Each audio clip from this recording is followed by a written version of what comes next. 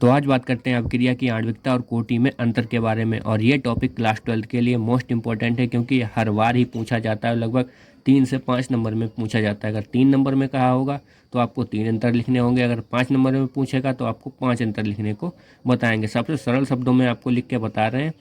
तो हेलो दोस्तों, मेरा नाम है पारस, आप देख रहे हैं ट्राई मैक्स स्टडी हिंदी। तो चलिए शुरू करते हैं। सबसे पहले आणविकता। अवक्रिया की आणविकता सदैव एक पूर्ण संख्या होगी। पूर्ण का मतलब 1, 2, 3, 4 ये सारी पूर्ण संख्या होती हैं। 1.5, 1.6 ये अपूर्ण संख्या होती हैं। ठीक है, तो अवक्रिया की जो आणविकता होती है वो सदैव एक पूर्ण संख्या होती है। लिखिए, अवक्रिया की आणविकता,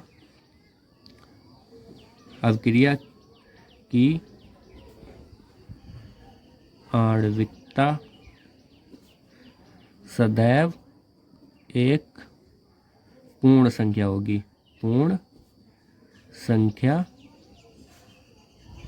होगी। कोटि भिन्न भी हो सकती है, यानी ये अपूर्ण भी हो सकती है। ठीक है, कोटि भिन्न भी हो सकती है। अवक्रिया की आणविकता कभी शून्य नहीं होती, लेकिन कोटि शून्य भी होती है। आपने शून्य कोटि पढ़ी होगी। तो यहाँ पे लिखिए, अवक्रिया की आणविकता की आणविकता कभी शून्य नहीं होती। यहाँ पे लिखिए, कोटि शून्य भी हो सकती है। मॉडल से आप पढ़ेंगे उसमें बहुत कठिन दे रखे हैं, इसलिए हमने बहुत सरल करके लिखवाए हैं आपको। कोटि शून्य भी हो सकती है। अवक्रिया की आणविकता और कोटि समान या फिर भिन्न भी हो सकती हैं। तो ये तीसरा पॉइंट आप लिखिए, अवक्रिया की आणविकता की आणविकता और कोटि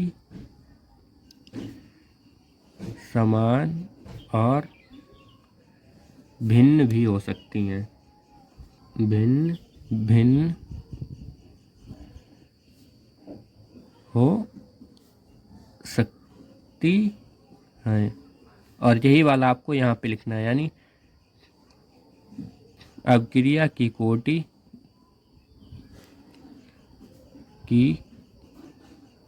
कोटि और आणविकता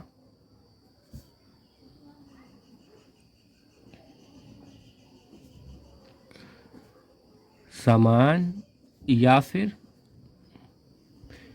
भिन्न भिन्न भी हो सकती हैं।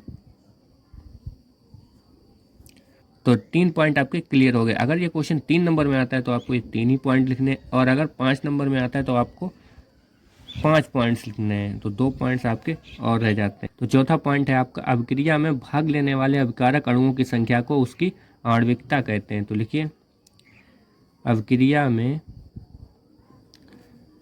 भाग लेने वाले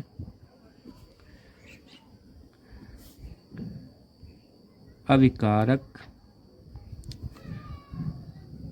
अणुओं की संख्या को उसकी आणविकता कहते हैं। क्या कहते हैं? आणविकता। उसकी आणविकता कहते हैं। और कोटि क्या होती है?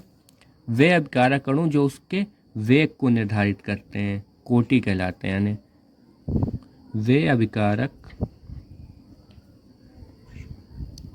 अणु जो अभिक्रिया के वेग को निर्धारित करते हैं उसकी कोटि कहलाती है। ठीक है, अभिक्रिया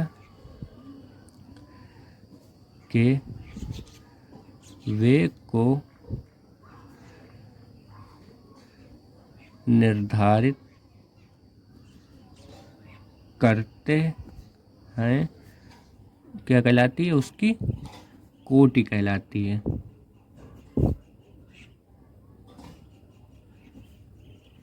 ठीक है।